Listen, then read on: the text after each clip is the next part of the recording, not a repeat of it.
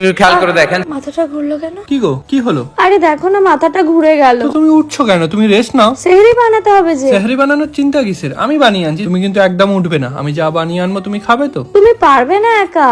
একটু না হয় নুন তেল কম হবে, কিন্তু ভালোই হবে। আমি আসছি এক্ষুনি, তুমি এখানে বসো, একদম উঠবে না কিন্তু।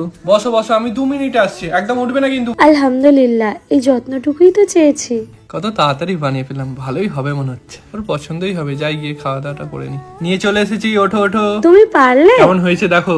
কেন পারবো না? তোমরা যদি প্রতিদিন করতে পারো, আমরা ছেলেরা একদিন করতে পারবো না? ছেলেরা সব পারে, শুধু করে না, একটু রেস্ট নেয়। বউয়েরা করে দেয় তো, সেই জন্যই গো। ওরে দুষ্টু, ইচ্ছে করে তার মানে করো না। কি গো? হ্যাঁ। এ নাও, ধরো ধরো, টাকাটা রাখো। কিসের টাকা এটা? কিসের টাকা মানে?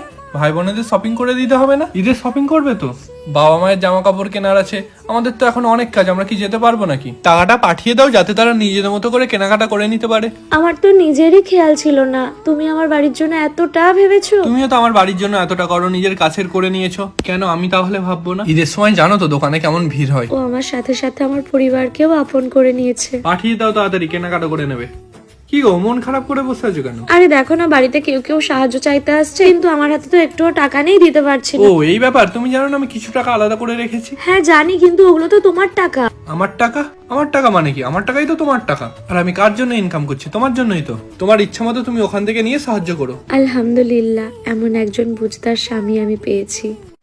অন্যান্য সব কাজ দুজনে মিলে মিলেমিশে করে নিয়েছি। এখন আমি লস্যিটা বানাচ্ছি আর ও সুন্দর করে ফলগুলো সাজিয়ে দিচ্ছে। দিন শেষে স্বামীর থেকে এই সাহায্যটুকু পেলে আর কি চাই। আশা করছি লস্যিটা ভালোই হবে। আর বিরিয়ানিটা তো ওর পছন্দের, জানি না কেমন হয়েছে, যা হবে ভালোই হবে।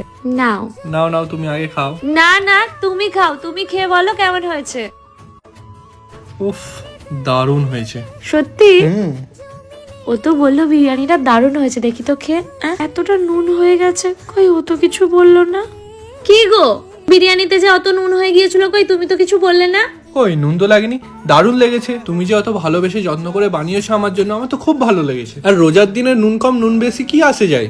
ভালোবেসে রোজা রেখে যত্ন করে বানিয়েছো, আর কি চাই? প্রতিটা মেয়েরই তো স্বপ্ন এমন একজন বুঝদার স্বামী। এই ভালোবাসা, যত্ন আর সম্মান পেলে শত অভাবেও স্ত্রীরা স্বামীর পাশেই থেকে যায়।